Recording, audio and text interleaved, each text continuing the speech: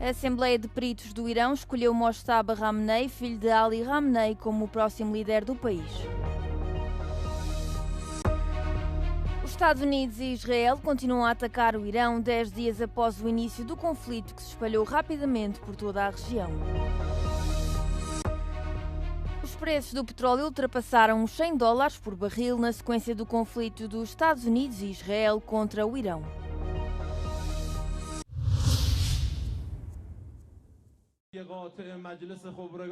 As autoridades do Irão anunciaram que Mojtaba Khamenei, filho do antigo líder do país, foi escolhido para suceder o pai como líder supremo.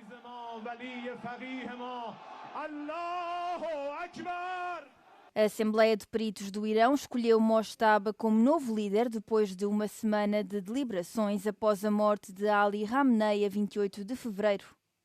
Ali Khamenei foi o segundo líder supremo do Irão e ocupou esse cargo por quase 37 anos, desde 1989. O jovem Khamenei é descrito como um clérigo reservado de 56 anos que mantém laços estreitos com a Guarda Revolucionária, a força paramilitar do país. Foi nomeado para o cargo mais alto do Irão, apesar de nunca ter sido eleito ou de nunca ter ocupado um cargo no governo. Muitos iranianos criticaram a escolha, defendendo que passar o título de líder supremo de pai para filho é como reviver o governo do Shah, derrubado em 1979 pela Revolução Islâmica.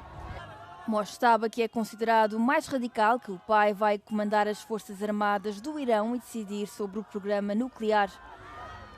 O Irão ainda tem urânio altamente enriquecido, quase suficiente para produzir armas nucleares, e muitos temem que Mojtaba tente criar uma bomba, algo que o pai nunca fez. Israel descreveu Mojtaba como um potencial alvo, enquanto o presidente dos Estados Unidos criticou a ideia deste assumir o poder. Donald Trump considerou a sua nomeação inaceitável e referiu que à frente do Irão devia estar alguém que traga harmonia e paz. Disse ainda que quer que Washington tenha voz ativa na escolha de quem assumirá o poder após o fim da guerra, alertando que qualquer pessoa nomeada sem a sua aprovação não durará muito tempo. Foram divulgadas imagens de incêndios de grandes dimensões em Teherão no domingo, após ataques aéreos terem visado infraestruturas petrolíferas da capital do Irão.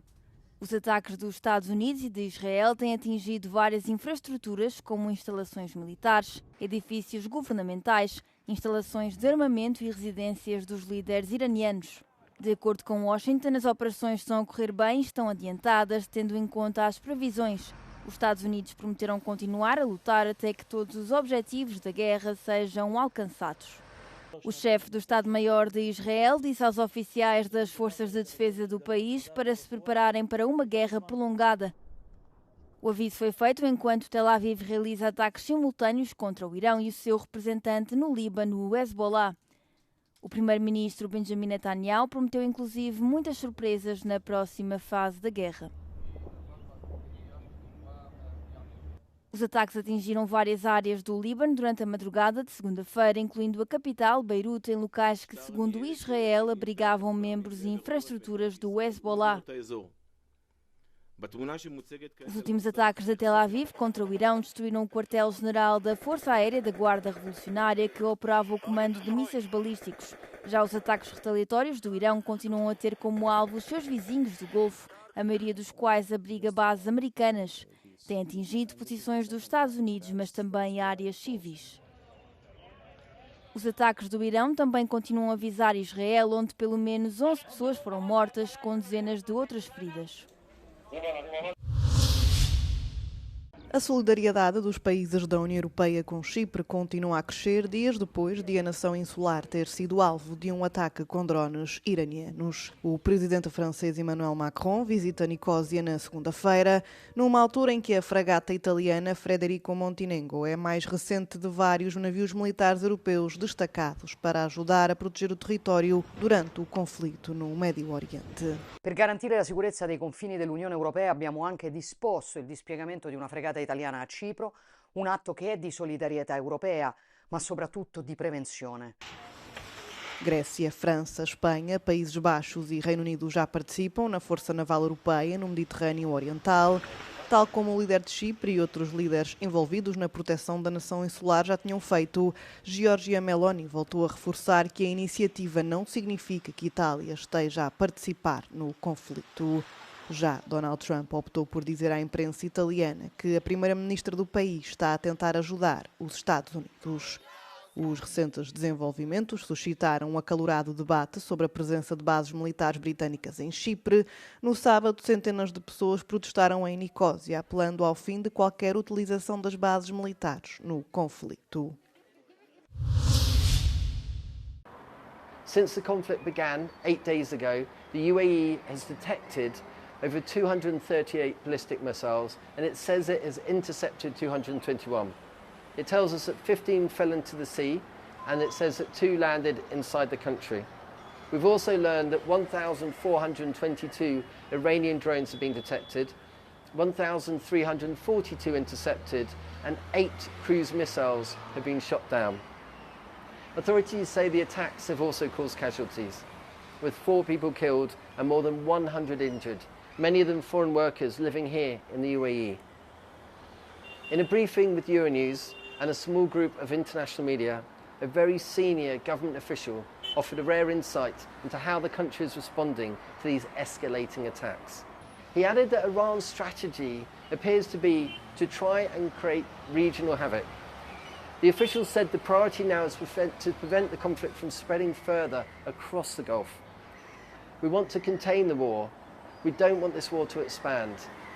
He also warned of the political consequences that could last long after the fighting ends, creating what they describe as a huge trust gap with Iran that could last decades. This is Toby Gregory reporting for Euronews from Dubai. Os preços do petróleo ultrapassaram os $100 por barril e os mercados de ações caíram com a escalada do conflito entre os Estados Unidos e Israel contra o Irão, a provocar receios de que o transporte de petróleo pelo Estreito de Hormuz seja interrompido por um longo período de tempo. O petróleo cru aumentou 27,68%, tendo chegado aos $119,04. Já o petróleo WTI dos Estados Unidos subiu 30% para $118,46. Segundo dados do grupo da Bolsa de Valores de Londres, esta subida de 30% é a maior num único dia desde o fim de 1988. Os mercados asiáticos caíram enquanto o preço do petróleo se aproximou dos $120, registrando a maior subida num dia em quase 40 anos. O índice caiu mais de 8%, o que levou a parar as negociações por 20 minutos. Durante o fim de semana, os Estados Unidos e Israel realizaram novos ataques no Irão, atingindo vários alvos, incluindo depósitos de petróleo. Os analistas dizem que os Emirados Árabes Unidos e a Arábia Saudita também podem ter de reduzir a produção, uma vez que os estoques de petróleo estão a diminuir. A Rússia lançou um ataque em grande escala durante a noite de sábado para domingo contra a Ucrânia, disparando 2 mísseis balísticos e 117 drones em várias regiões. Um dos ataques atingiu um comboio que seguia de Kiev para Sumy com 200 passageiros a bordo. Não foram registados feridos.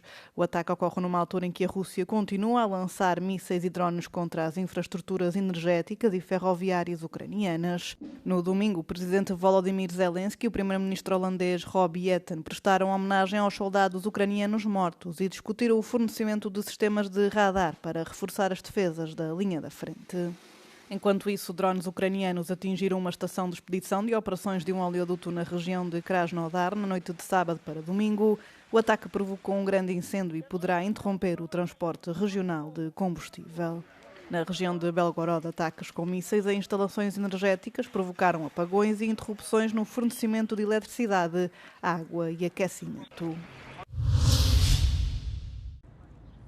O grupo hoteleiro Sana ia transformar o edifício conhecido como Quartel da Graça, em Lisboa, num hotel de 5 estrelas. Mas o monumento continua ao abandono, num estado de degradação cada vez mais evidente. Classificado como Monumento Nacional desde 1910, chegou a ser ocupado pelo Exército em 1834. Esteve abandonado durante anos e era um dos imóveis históricos na lista a ser reabilitado pelo programa Revive para recuperar e valorizar património através do turismo. Em 2019, António Costa, então primeiro-ministro, anunciou a transformação do Quartel da Graça num hotel de 5 estrelas. A concessão foi entregue ao Grupo Sana, vencedor do concurso, com um investimento estimado de 30 milhões de euros, que incluía 120 quartos numa área superior a 15 mil metros quadrados. O hotel ia abrir portas em 2022, mas quase 7 anos depois da assinatura do contrato, continua devoluto e vedado ao público.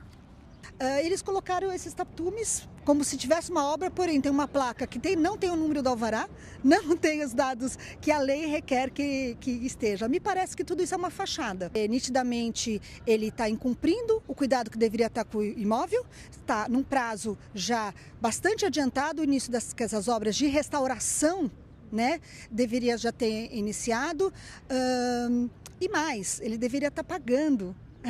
Né? Pela concessão, nós não sabemos se está sendo pago, correm multas diárias pela falta de pagamento. Então, há irregularidades que a gente está levantando.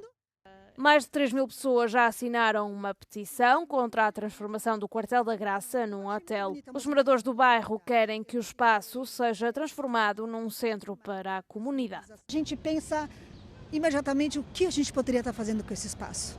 O cinema, a biblioteca, o teatro, o lugar de encontro de jovens, a habitação para estudantes e que isso comportaria facilmente. E se a população assume um espaço como esse, a população cuida. Em resposta à Euronews, o Grupo Sana apenas garante que não incumpriu nem está a incumprir o contrato celebrado com o Estado, recusando-se a prestar comentários adicionais por estarem em causa matérias contratuais e de natureza institucional em acompanhamento. Joana Marão Carvalho, para a Euronews, em Lisboa.